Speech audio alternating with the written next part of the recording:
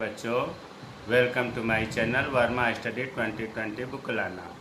प्यारे बच्चों, UP board में क्लास 12th का इकोनॉमिक्स हिंदी मीडियम से मैं फुल कोर्स कराऊंगा।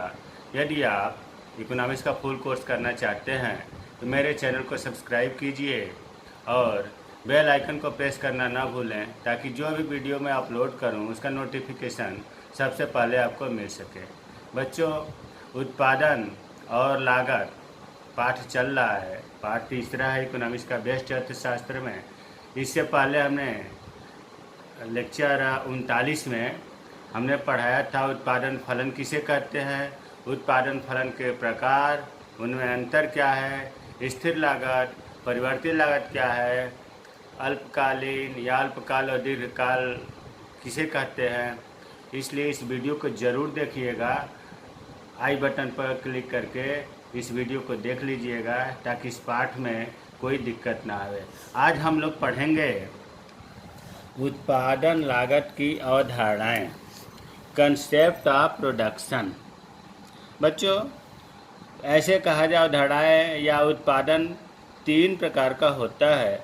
कुल उत्पादन, जिसको अंग्रेजी में कहते हैं टोटल प्रोडक्ट, सीमांत उत्पादन, मार्जिनल प्रोडक्ट, औसत उत्पादन, एवरेज प्रोडक्ट। यहाँ ध्यान दो, टोटल प्रोडक्ट को टीपी कहते हैं। शॉर्ट में कुल उत्पादन को टीपीपी भी कहते हैं। इस पी का अर्थ हुआ फिजिकल, मतलब टोटल फिजिकल प्रोडक्शन, कुल भौतिक उत्पाद। तो टीपी लिखा जाए या टीपीपी लिखा जाए, एक ही चीज़ है। उसी तरह से मार्जिनल प्रोडक्ट को एमपी या एमपीपी कहते हैं। पी का मतलब हमने बताया भौतिक, फिजिकल, तो हो जाएगा सीमांत भौतिक उत्पाद। एवरेज प्रोडक्ट को एपी या एवरेज फिजिकल प्रोडक्ट, औसत भौतिक उत्पाद। तो तीन प्रकार की अवधारणाएं या तीन प्रकार के उत्पादन हो गया, टीपी, एमपी, एपी। ये चीज़ याद हो जाना चाहिए, क्योंकि टीपी, एमपी, एपी ये बार बार बोला जाएगा।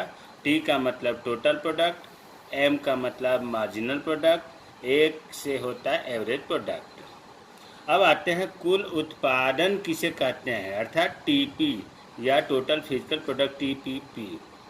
देखो बच्चों, इसकी परिभाषा मैं पढ़ लूँ, उसके बाद फिर मैं समझाऊंगा। किसी एक निश्चित समय अवधि में, मतलब कि निश्चित टाइम में उत्पादन के साधनों का प्रयोग करके उत्पादित की गई वस्तुओं और सेवाओं की कुल मात्रा को कुल उत्पाद या कुल उत्पादन टीपी कहते हैं। देखो, इसको थोड़ा सा समझने से पहले मैं बता दूं कि जब उत्पादन किया जाता है तो इसमें विभिन्न प्रकार के साधनों का प्रयोग होता है। कुछ साधन स्थिर होंगे, अगर आप पहले वीडियो देखेंगे तभी ये चीज़ क्लियर होगा। कुछ साधन स्थिर होंगे जैसे भूमि, कुछ परिवर्ती होंगे, परिवर्ती को ही परिवर्तनशील भी कहते हैं, जैसे श्रम।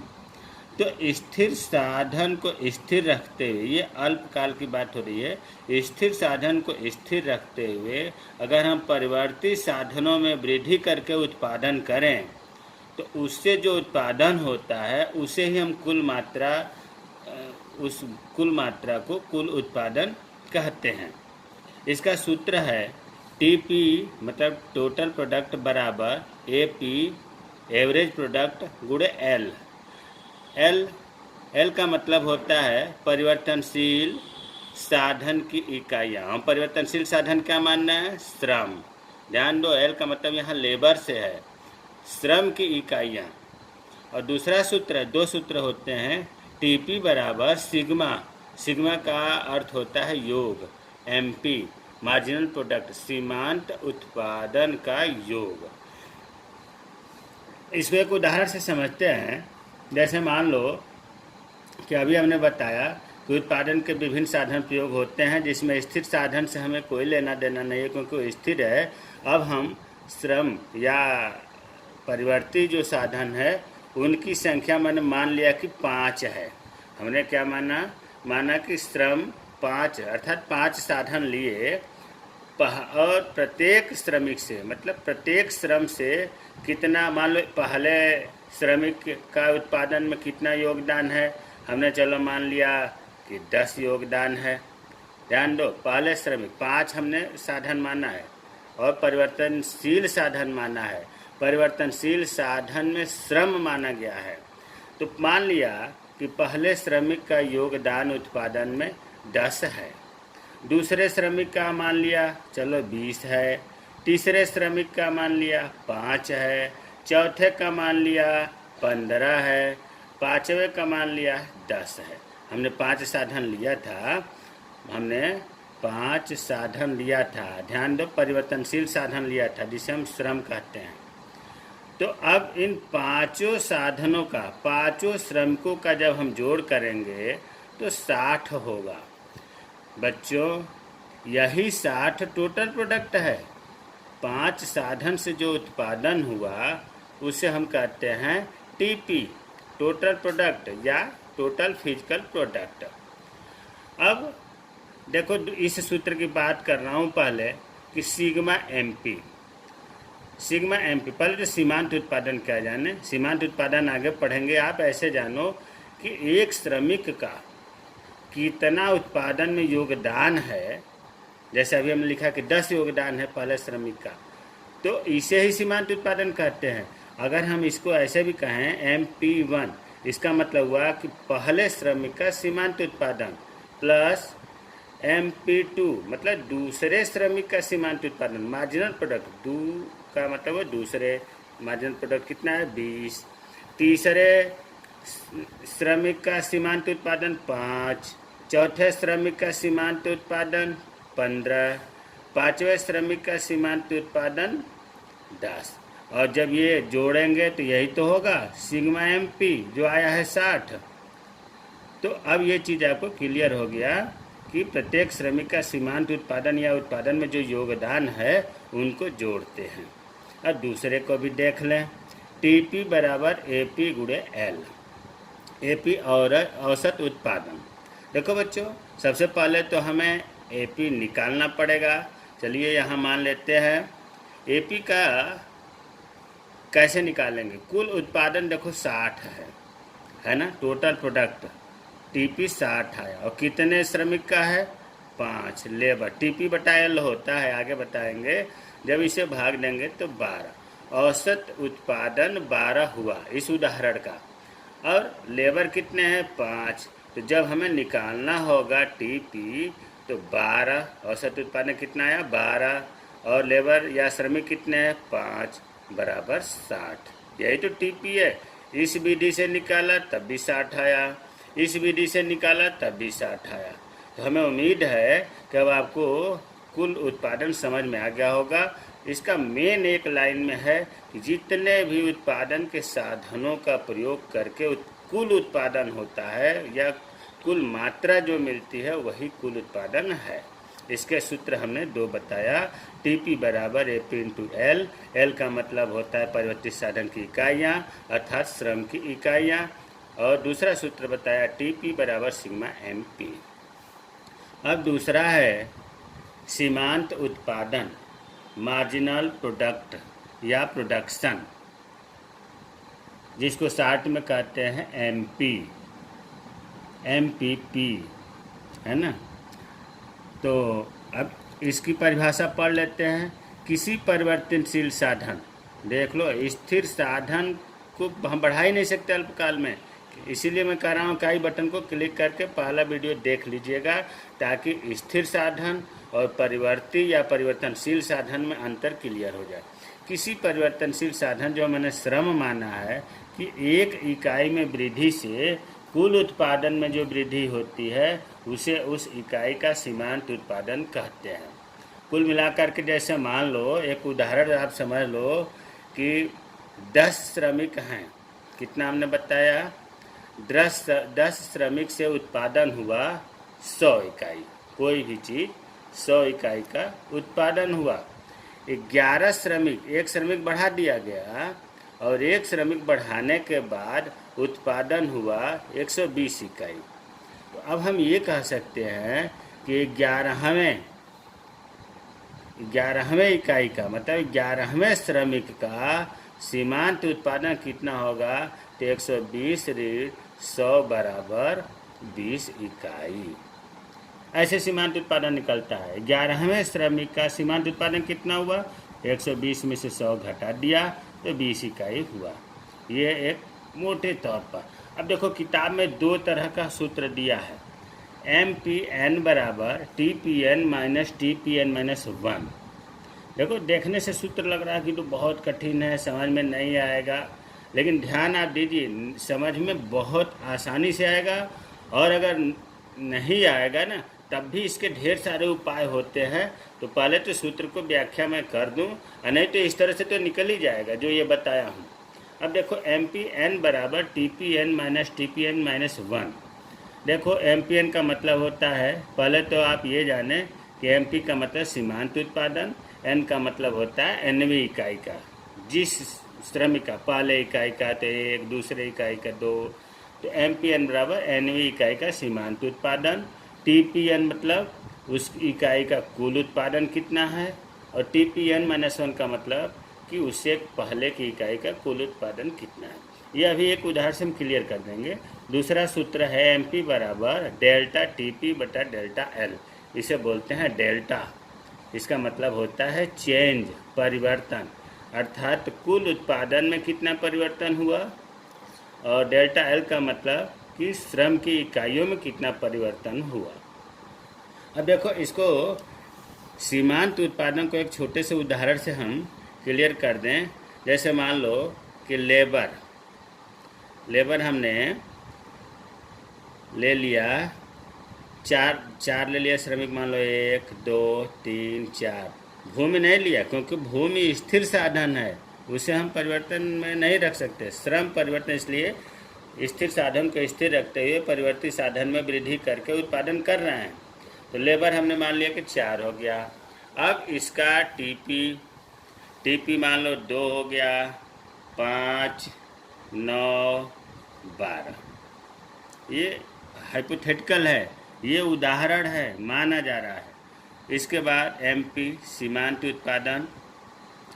उत्पादन मान लिया 2, 3, 5, 4, 9, 3, 12। अब देखो पहले तो हम इस सूत्र का प्रयोग करते हैं, पहले वाला, कि ये कैसे MP, यहाँ MP निकालने की बात हो रही है कि MP कैसे आया, ये इसी के लिए सूत्र है। फर्स्ट सूत्र क्या है? फर्स्ट सूत्र है MPN बराबर TPN माइनस TPN माइनस 1। इस सूत्र को मैं बताने जा रहा हूँ कि ये कैसे सीमांत उत्पादन निकलता है। देखो N का मतलब हमने बताया कि ये श्रम या परिवर्तित इकाइयों का संख्या है। तो देखो जैसे हम पहली का निकालना चाहते हैं तो इस N के जगह पर 1 लिखेंगे, दूसरा का निकालेंगे तो N के जगह पर 2 लिखेंगे, तीसरा निकालेंगे तो N के जगह पर 3 लिखेंगे, चौथा निकालेंगे तो N के जगह पर 4 लिखेंगे। तो चलो पहले हम इसका निकालते हैं कि इसका सीमांत उत्पादन क्या होगा, या ये जो 2 आया है कैसे आया है। तो MPN, मान लो MPN के जगह पर हमने कहा कि 1 लिखना है क्योंकि पहले श्रम का हम निकालना है सीमांत उत्पादन। फिर इसको TPN के जगह पर 1 लिख दिए, पहले का टोटल प्रोडक्ट, ऋण TPN के जगह पर 1 लिख रहा हूँ, 1 माइनस 1। कोई हमने नई बात नहीं किया, केवल N के जगह पर पहले श्रमिक का निकालना हो इसलिए 1 लिख दिया। अगर दूसरे श्रमिक का निकालूंगा तो 2 लिखते। अब ये जब हमने लिख दिया सूत्र के ध्यान में रखते हुए, तो इसमें मान रखेंगे। देखो पहले श्रमिक का TP कितना है? पहले श्रमिक का TP 2 है, और पहले श्रमिक के TP से 1 पहले, इसका मतलब इतने का मतलब हुआ कि फर्स्ट का जो TP है फर्स्ट श्रमिक का, उससे 1 पहले का। तो देखो ये तो खुद पहले का, इससे पहले का हमें पता ही नहीं है, मान लिया कि 0 है। तो जब 2 में से 0 गया तो 2 हो गया। MP1 देखो 2 आ गया, यहाँ 2 लिखेंगे। एक और इसका भी देख लेते हैं निकाल कर। देखो सूत्र है कि सूत्र क्या है? MPN बराबर TPN माइनस TP1। तो अब मैं सूत्र नहीं लिख रहा हूँ, सीधे N के जगह पर 2 लिखूँगा क्योंकि दूसरे इकाई का उपयोग करने जा रहे हैं। तो MP2 बराबर, अब TP2, यहाँ TP2 होगा, तो कितना है TP2? दूसरे का कुल उत्पादन 5 है, तो 5। और 5 से एक पहले का टीपी, देखो इतना का मतलब हुआ कि TP1 से एक पहले का, तो 5 से पहले 2 है, तो 5 में से 2 गया 3, देखिए 3 लिखा गया है। इसी तरह से अब 3 का भी निकाल लेते हैं, MP3। तो MP3 का मतलब हुआ कि तीसरे श्रमिक का या तीसरे श्रम का सीमांत उत्पादन क्या होगा, इसका निकालने जा रहे हैं। तो तीसरे का श्रम उत्पादन के लिए इसका TP है 9, और फिर इससे एक पहले का 5, तो 9 में से 5 गया 4, देखो 4 आ गया। कितना आसान है, सूत्र ही देखने में कठिन है। MP4 का मतलब इसका हम निकालने जा रहे हैं, तो TP कितना है MP4 का 12, फिर इससे एक पहले का 9, 3, देखो 3 लिखा। तो ये आपको पहले सूत्र से सीमांत उत्पादन निकाल दिया गया। और दूसरा सूत्र क्या है, दूसरा सूत्र है कि MP बराबर डेल्टा TP बटा डेल्टा L, ये सूत्र लिखा है। अब देखो डेल्टा का मतलब परिवर्तन से है, चेंजिंग से है, तो TP। अब सबसे पहले हम MP1 का मतलब कि पहले श्रमिक का सीमांत उत्पादन निकाल लें। तो पहले श्रमिक का, देखो पहले में तो कोई चेंजिंग नहीं होता है, तो पहले का तो मान लिए 2, क्योंकि जब चेंजिंग का एक अकेले थोड़ा ना चेंजिंग होगा, चेंज देखने के लिए 2 इकाई होना चाहिए, और पहले का केवल एक ही दिखाई दे रहा है 2, तो पहले का 2 हो गया। अब MP2 आते हैं, दूसरे श्रमिक का इसका आते हैं। तो देखो MP2, ध्यान दो कि दूसरे का हमें निकालना है सीमांत उत्पादन। तो ये कह रहा है कि कुल उत्पादन में कितना परिवर्तन हुआ, पहले 2 था, अब 5 हो गया, तो 5 में से 2 गया 3, तो पहले में कितना परिवर्तन हुआ 3, टोटल प्रोडक्ट में 3 की वृद्धि हुई है, तो हमने 3 लिख दिया। उसी तरह से श्रमिक में कितने परिवर्तन हुआ, 1 था, 1 और बढ़ गया, तो 1। TP में परिवर्तन 3 हुआ, श्रमिक में परिवर्तन 1 का हुआ, 1 का 3 भाग देंगे 3 हो गया, देखो ये 3 आ गया। उसी तरह से तीसरे का अगर निकालना हो, तो तीसरे में हम देखेंगे कि कितना परिवर्तन हुआ। परिवर्तन के लिए हमेशा ऐसे देखते हैं, घटाते हैं, 9 में से 5 गया 4 हो गया, और 11 में कितना हुआ 1, तो 4 हो गया। तो देखो 2 3 4 है ना, 2 3 4, और MP4 का भी निकाल लीजिए जब दिया है तो 9 और 12 में कितना चेंजिंग हुआ 3 बटा 1 बराबर 3। तो अब जो है हमें उम्मीद है कि सीमांत उत्पादन इन दोनों विधियों से आपको निकालने आ गया। प्यारे बच्चों, अगर आप सूत्र को ध्यान देकर उदाहरण दे करके देखेंगे तो बिल्कुल समझ में आएगा। और अगर ये सूत्र नहीं समझ में आता है, ये भी नहीं समझ में आता है, तो आप एक चीज़ केवल याद रखो कि सीमांत उत्पादन निकालने के लिए पहले इकाई का तो जो का त्यों लिख देते हैं, 2 का 2, कुल TP देखेंगे तभी निकलेगा। ये MP निकालने के लिए TP देखते हैं, तो 2 का 2 हो गया। अगर कुछ सूत्र नहीं याद है तो कैसे निकालें उसका बता रहा हूँ। 2 का 2 लिख दिया, दूसरे के लिए इसमें से इसमें घटा कर लिख दिया, तीसरे के लिए 9 में से 5 गया 4 लिख दिया, फिर बार मतलब इनको अधिक से कम में घटा करके लिखते हैं। तो ये सीमांत उत्पादन हुआ। अब जो है आगे औसत उत्पादन, तीसरा है एवरेज प्रोडक्ट, APP बोलते हैं। ये तो और आसान है।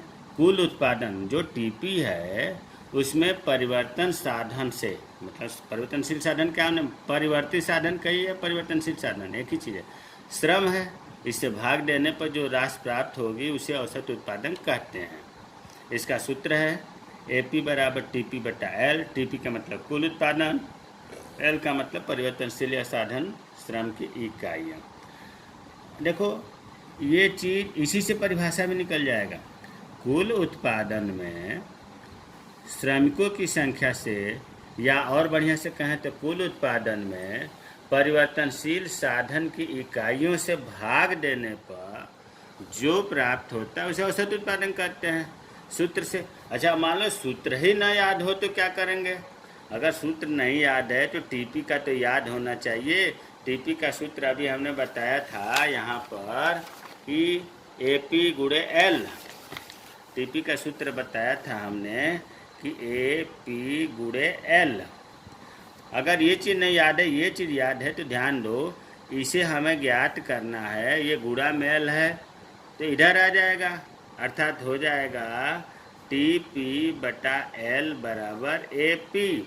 यही चीज़ तो यहाँ लिखा हूँ, ए पी बराबर टी पी बटा एल। कहने का मतलब ये है कि एक सूत्र अगर आप टी पी का याद किए हैं तो उससे ए पी का सूत्र निकल जाएगा। अब कुल उत्पादन समझ में आ गया होगा, सीमांत उत्पादन समझ में आ गया होगा, औसत उत्पादन समझ में आ गया होगा। अब जो है इनमें संबंध क्या है, कुल उत्पादन और सीमांत उत्पादन एमपीएम औसत उत्पादन में संबंध टीपी एमपी एपी। देखो बच्चों, कभी भी तीनों में एक साथ नहीं पूछा जाता है संबंध। कभी पूछा जाएगा कि टीपी और एमपी में संबंध बताइए या एपी और एमपी में संबंध बताइए। बहुत महत्वपूर्ण है, इसे सावधानी के साथ समझिएगा। अब देखो स्थिर साधन, अब स्थिर साधन जो है हमने बताया था कि भूमि होता है और स्थिर साधन को हम बढ़ा नहीं सकते अल्पकाल की स्थिति में, इसमें सब बराबर ही रखेंगे।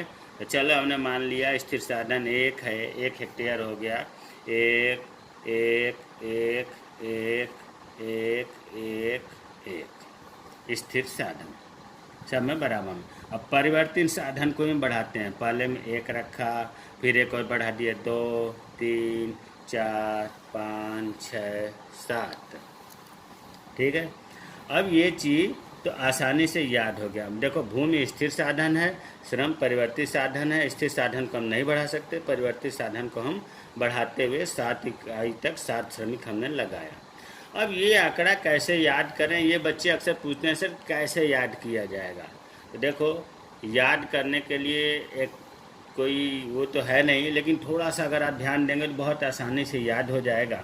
देखो सबसे पहले हम एमपी क्यों लेते हैं, क्योंकि एमपी छोटी छोटी संख्या होती है, टीपी से तो छोटी ही होती है। तो एमपी पहले हम अपने मन से रख लेंगे और इसी से टीपी एपी ज्ञात कर लेंगे। अब रखने के लिए अब कैसे, जैसे मान लो हमने लिख दिया संकेत, किसके लिए, एमपी के लिए।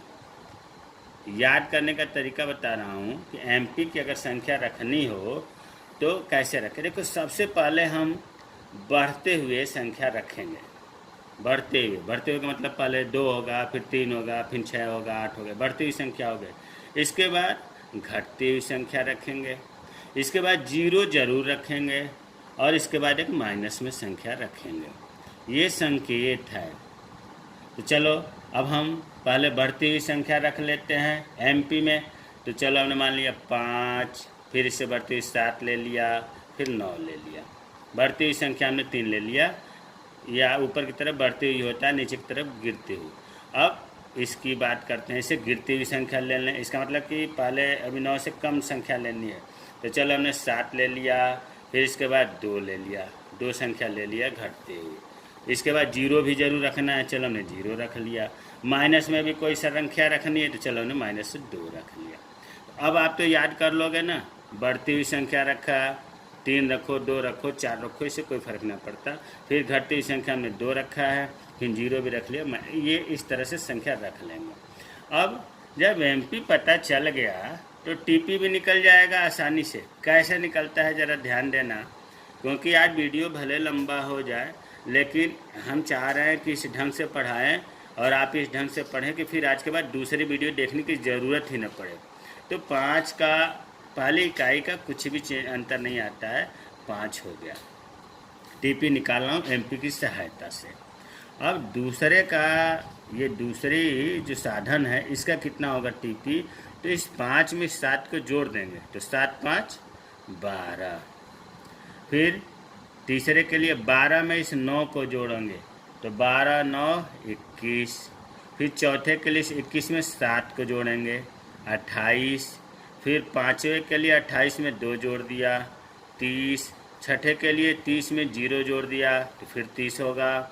और सातवें के लिए 30 में -2 है, माइनस लगा हुआ है तो माइनस हो जाएगा, ये हो जाएगा 28। तो अब आप एमपी से टीपी निकाल लेंगे। अच्छा मान लो अगर आपने टीपी दिया है एमपी नहीं दिया है तो कैसे निकालेंगे, 5 का 5 लिख दिया। अभी हमने बताया था कि इसका नीचे से इस अंतर लिखेंगे, है ना।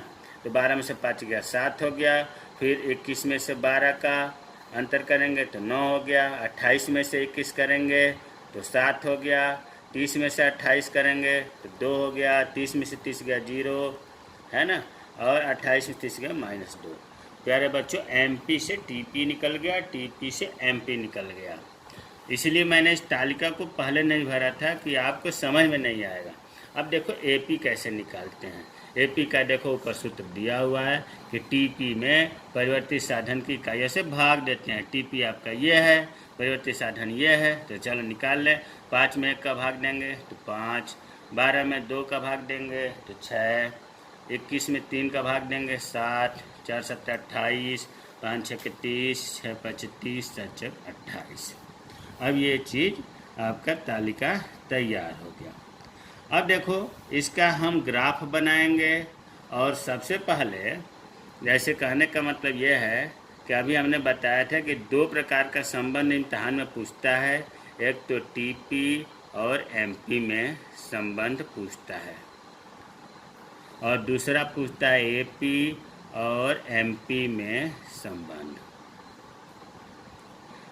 ठीक है, 2 सवाल अलग अलग पूछते हैं। अब हम इस तालिका को पहले समझें।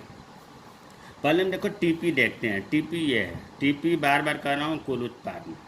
इसका अगर हम थोड़ा सा ध्यान देना, बहुत कंसंट्रेट हो करके, कि देखो 5, इनके हम अंतर को निकालना चाह रहे हैं। अब 5 से ऊपर तो कोई संख्या है नहीं, फिर हम 5 ही मान लिया। ठीक है, मान लिया 0 मान लिया ऊपर, तो 5 में से 0 गया 5 ही तो हुआ। अब इसका 12 में से 5 गया, अंतर निकाल के लिख रहा हूँ, 7 हुआ। फिर 21 में से 12 गया 9 हुआ। 28 में से 21 गया 7 हुआ। 30 में से 28 गया 2 हुआ। 30 0 -2। बच्चों, इनका हम अंतर निकाले हैं, और यही अंतर तो सीमांत उत्पादन होता है। देखो 5 7 9 7 2 0, इसको भी हम यहाँ लिख सकते हैं, लेकिन मैंने अंतर करके निकाला। मैं कुछ कहना चाह रहा हूँ। मैं ये कहना चाह रहा हूँ कि देखो TP बढ़ रही है। 5 से 12, 21, 28, 30, यहाँ तक तो बढ़ी है संख्या। यहाँ तक ये जो है संख्या बढ़ रही है, TP का बढ़ रही है ना, धनात्मक मतलब बढ़ती हुई संख्या। इसके बाद घट रही है, घट रही है। अब एक चीज़ और ध्यान दें, देखो 5 7 9, TP जो है 3 इकाई तक, मतलब यहाँ तक 3 श्रम तक बढ़ तो रही है, लेकिन बढ़ते हुए क्रम में बढ़ रही है। पहले 5 बढ़ी, फिर 7 बढ़ी, फिर 9 बढ़ी। इसके बाद क्या हो रहा है, बढ़ तो रही है लेकिन घटते क्रम में। 21 से 7 ही बढ़ा, देखो कम हो गया। फिर 28 से बढ़ तो रहा, 28 से 30 हुआ, लेकिन घटते क्रम में बढ़ रही है। तो हम ये कहना चाहते हैं कि यहाँ तक जो है 1 2 3 श्रमिक तक 5 7 9, फिर समझो कि ये बढ़ते, हमने क्या कहा यहाँ, हमने कहा TP बढ़ती दर से बढ़ता है।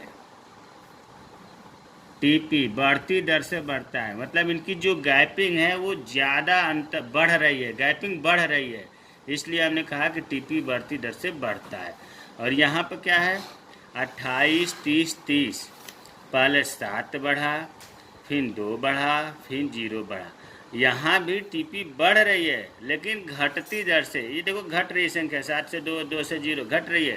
तो इसको हम कहेंगे TP घटती दर से बढ़ता है। और ये आप देख रहे हैं कि यहाँ से TP गिरने लगता है। तो तीसरे भाग को हमने कह दिया कि गिरने लगता है, गिरने लगता है। अर्थात इसको हमने 3 भागों में बांट दिया। TP यहाँ तक 1 2 3 साधन तक बढ़ती दर से बढ़ रहा है, मतलब इनके जो गैपिंग है वो बढ़ते जा रहे हैं। और इसके बाद जो 4 5 6 तक ये जो है TP बढ़ तो रहा है, लेकिन घटती दर से इनका जो गैपिंग है वो कम होता जा रहा है। तो TP घटती दर से बढ़ता है। और उसके बाद टीपी गिरने लगता है। तो अब जो है हम पहले ये चीज़ आपको जब क्लियर हो गया तो अब हम संबंध बताएंगे। मैंने पहले से इसलिए बना रखा कि वीडियो बहुत ज़्यादा लंबी हो जाएगी। अब देखो, सबसे पहले हम टीपी और एमपी में संबंध पढ़ेंगे। कुल उत्पाद और सीमांत उत्पाद में संबंध, इसका चित्र ये है, और एमपी और एपी के संबंध का चित्र ये है। अगर आप चाहें तो टीपी एमपी एपी को एक में भी बना सकते हैं, लेकिन हमने अलग अलग बनाया कि जब अलग अलग पूछता है तो अलग अलग बनाना चाहिए। पहले हम इस संबंध को सारणी में देखेंगे, फिर चित्र में देखेंगे। तो चलो, टीपी और एमपी में संबंध के लिए ध्यान दो बच्चों, पहले टीपी की बात हो रही है और एमपी की बात हो रही है। बाकी हमें किसी भी डाटा से मतलब नहीं है। टीपी और एमपी, ध्यान दो, टीपी का नाम लेते इसमें का आंकड़े उठेंगे, एमपी का ये। पहला है टीपी बढ़ती दर से बढ़ता है। देखो, टीपी बढ़ती दर से बढ़ता है, हमने बताया ना यहाँ तक, ये इसीलिए हमने पार्ट बांट दिया है इसे। यहाँ तक एक पार्ट है। तो टीपी बढ़ती दर से बढ़ता है तो एमपी भी बढ़ता है। टीपी बढ़ती दर से 5, 12, 21 हुआ। देखो, एमपी भी 5, 7 तो 9 हो गया, इसके बाद घट रहा है। तो पहला आपको समझ में आ गया होगा कि टीपी बढ़ती दर से बढ़ता है तो एमपी भी बढ़ता है।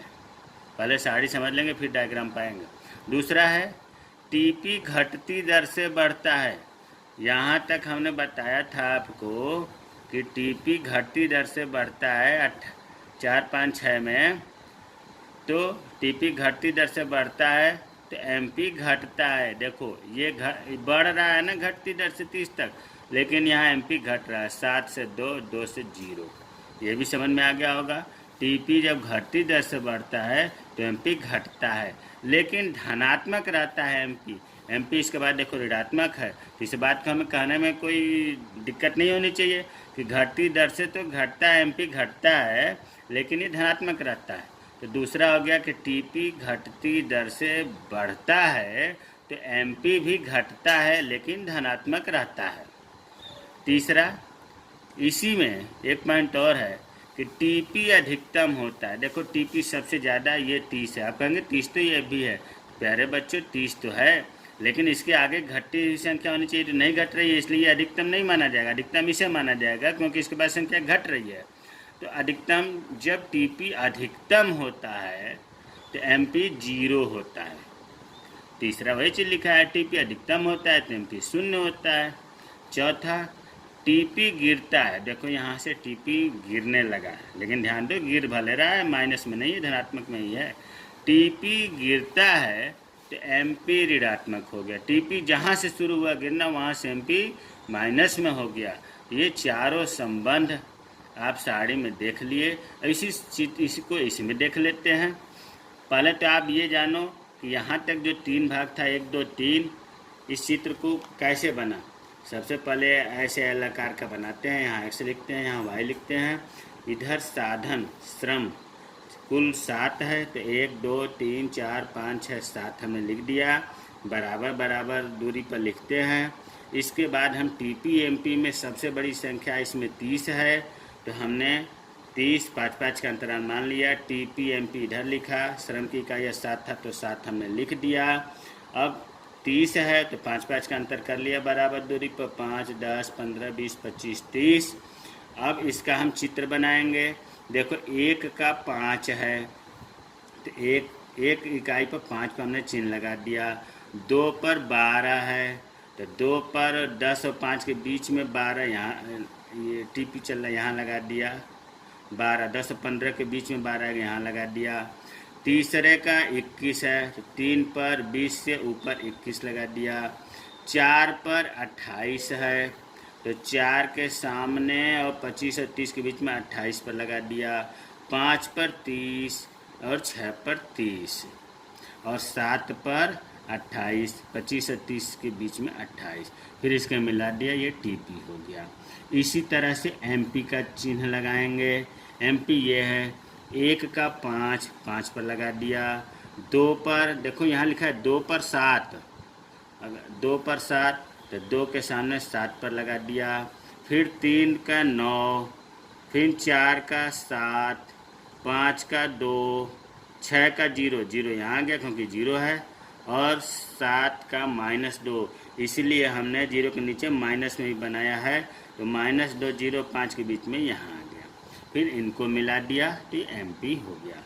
इससे पहले भी मैं ग्राफ बनवाया हूँ, निश्चित रूप से ग्राफ बना लेते होंगे आप, और यहाँ हमने दोबारा बना दिया। अब इस चित्र की व्याख्या इससे फिर देखें कि ये चीज़ जो इसमें साड़ी में लागू हुआ था वही चीज़ इसमें हुआ कि नहीं हुआ। तो देखो पहले तो ये देख लो कि 1 से 3 तक, यही तो है, 1 से 3 तक TP बढ़ती दर से बढ़ता है, और 4 से 6 तक मतलब 4 5 6 4 5 6 यहाँ तक जो है TP घटती दर से बढ़ता है और 7 गिरती, इसीलिए हमने 3 भाग बना दिया है। 3 पर इसका मतलब कि इसके इधर TP बढ़ती दर से बढ़ता है, इसके बीच में TP घटती दर से बढ़ता है, इधर TP गिरने लगता है। अब TP बढ़ती दर से बढ़ता है, देखो यहाँ TP बढ़ती दर से बढ़ता है, पहले ऊपर की तरफ जा रहा है, MP भी बढ़ता है, ये भी ऊपर की तरफ जा रहा है, दोनों को साथ में चलेंगे। ये चीज़ क्लियर हो गया। TP बढ़ती दर से बढ़ता है तो MP भी बढ़ता है। दूसरा, TP घटती दर से बढ़ता है, यहाँ से लेकर के यहाँ तक TP बढ़ तो रहा है लेकिन घटती दर से बढ़ रहा है, MP घटता है, MP घट रहा है पर धनात्मक रहता है। यहाँ तक तो आ गया MP, लेकिन ये धनात्मक ही है, इसके नीचे ऋणात्मक होगा तो धनात्मक है। तीसरा है TP अधिकतम होता है तो MP शून्य होता है। TP सबसे ज़्यादा यहाँ है तो MP यहाँ शून्य है, क्योंकि MP शून्य है, शून्य का तो चिन्ह है, छठे पर शून्य था तो MP शून्य होता है। TP अधिकतम होता है तो MP शून्य होता है। TP गिरता है, यहाँ से TP गिरना शुरू हो गया, जब TP गिरता है तो देखो MP ऋणात्मक हो गया। तो ये चीज़ें आपको ग्राफ में भी दिखाई देती है। तो TP और MP में संबंध आ गया होगा। अब आते हैं MP और AP में संबंध। MP ये है और AP ये है, तो पहले हम इस चीज़ को, संबंध को साड़ी में देख लेते हैं, फिर ग्राफ में देखेंगे। देखो पहला है कि जब MP बढ़ता है तो AP भी बढ़ता है। देखो MP बढ़ रहा है, 5 से 7 हो गया, 7 से 9 हो गया, इसके बाद नहीं बढ़ रहा है। उसी तरह से ये भी AP भी बढ़ रहा है, 5 से 6, 6 से 7 बढ़ रहा है। ये चीज़ क्लियर हो गया। MP बढ़ता है तो AP भी बढ़ता है, लेकिन MP तेज़ी से बढ़ता है। देखो ये दो का उछाल मार रहा है MP, जबकि एक का ही। वही चीज़ है कि MP तेज़ी से बढ़ता है, MP भी बढ़ता है तो AP भी बढ़ता है, लेकिन MP तेज़ी से बढ़ता है। ये चीज़ हो गया। इस स्थिति में MP वक्र AP से ऊपर होता है। अब वही चीज़ है यहाँ पर, चलो वक्र के बारे में बाद में बात कर लेंगे। दूसरा आते हैं, जब MP AP के बराबर होता है। देखो MP ये कितना है 7, और ये AP कितना है 7। तो जब MP AP के बराबर होता है तो AP अधिकतम होता है, अधिकतम 7 है। इसके बाद देखो AP घट रहा है, जबकि MP अधिकतम यहाँ था, तो इसकी बात नहीं हो रही, ये बात हो रही है कि जब MP और AP बराबर होता है तो AP अधिकतम होता है। ये भी चीज़ क्लियर हो गई, ये भी हो गया। तीसरा है, जब MP घटता है तो AP भी घटता है। देखो MP घट रहा है 7 से 2, 2 से 0, तो क्या हो रहा है, AP भी घट रहा है 7 से 6, 6 से 5, लेकिन MP तेज़ी से घटता है, MP तेज़ी से घटता है। देखो 7 के बाद सीधे 2 हो गया, 2 के बाद 0 हो गया। घट तो ये भी रहा है लेकिन इतना तेज़ी से नहीं, 7 के बाद 6 हुआ, 6 के बाद 5 हुआ। तो यही चीज़ कह रहा है कि MP तो घट रहा है, AP भी घट रहा है, लेकिन MP तेज़ी से घट रहा है। ये चीज़ हो गया। इस स्थिति में MP वक्र इसमें देखेंगे। चौथा है, जब MP ऋणात्मक हो तब भी AP घटता है, किंतु AP सदैव धनात्मक ही रहता है। देखो इसके बाद MP ऋणात्मक में हो गया, तो जब MP ऋणात्मक में होता है तो AP भी कम तो होता है, लेकिन ये ऋणात्मक में नहीं होता है, हमेशा धनात्मक रहता है। तो चौथा अंतर ये हो गया। तो MP और AP में संबंध साड़ी से आप समझ गए। अब इस ग्राफ को, तो इसको ग्राफ को देखो, MP का जैसे ये बनाए थे वैसे MP का ऐसे बना दिया। उसी तरह से एपी का इसका ध्यान में रखते हुए 1 का 5, 2 का 6, 3 का 7 करते हुए बना दिया। एक्यूरेट सवाल से ही हमने बनाया है, आप बनाएंगे तो ऐसे ही बनेगा, कोई अंदाजा से नहीं बना है। अब इसको इस चित्र में देख लें, एमपी और एपी का संबंध। जब एमपी बढ़ता है तो एपी भी बढ़ता है। देखो एमपी का ये है लाइन, यहाँ तक ऊपर है, ये एपी का है। एमपी बढ़ता है, ये है ना, एमपी बढ़ता है तो एपी भी बढ़ता है, लेकिन एमपी तेज़ी से बढ़ता है। एमपी ऊपर है, तेज़ी से बढ़ रहा है तभी तो ऊपर है। अर्थात इस स्थिति में एमपी वक्र, एमपी ये ऊपर वाला है, एपी से ऊपर होता है। बढ़ तो दोनों रहे हैं, लेकिन एमपी तेज़ी से बढ़ता है, इसलिए एपी से ऊपर वक्र है एमपी का। ये पहला हो गया। दूसरा, जब एमपी एपी, ये ऐसा पॉइंट है 4 नंबर पर कि दोनों बराबर हैं, यहाँ पर एपी अधिकतम होता है। इसके बाद ऊपर इस लेवल से अधिकतम एपी है ही नहीं, जबकि इससे अधिकतम, सबसे अधिकतम क्या है, जब ये है ना, जब एमपी ये है, एमपी एपी बराबर होता है तो एपी अधिकतम होता है। इसके बाद एपी माइनस होने लगता है, नीचे होने लगता है। तीसरा, जब एमपी घटता है, अब देखो अब यहाँ से एमपी घटने लगा तो एपी भी घटता है, एपी भी घट रहा है। लेकिन इस स्थिति में एमपी तेज़ी से घट रहा है। देखो ये इतना ढाल हो रहा है, जबकि ये धीरे धीरे घट रहा है। इस स्थिति में क्या होगा, एमपी वक्र एपी वक्र से नीचे हो जाता है। यहाँ तक तो एमपी ऊपर था, यहाँ से एमपी नीचे हो गया एपी से, तो तीसरा हो गया। चौथा, जब एमपी ऋणात्मक होता है तब भी एपी घटता है, लेकिन धनात्मक ही रहता है।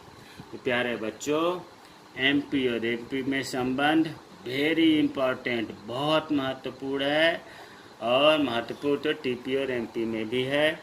इस 4 बात इसमें भी है, 4 बात इसमें भी है। तालिका याद करने का हमने ट्रिक बता दिया। तालिका से संबंध याद करिए, ग्राफ बनाइए, फिर इसका संबंध याद करिए, ग्राफ बनाइए, तब जाकर के कुल उत्पादन, सीमांत उत्पादन और औसत उत्पादन में संबंध क्लियर होगा। कोई चीज़ अगर आपको समझ में नहीं आता है तो आप कमेंट बॉक्स में लिखें, मैं इसका रिप्लाई ज़रूर करूँगा, ज़रूर समझाऊँगा। जय हिंद, जय भारत।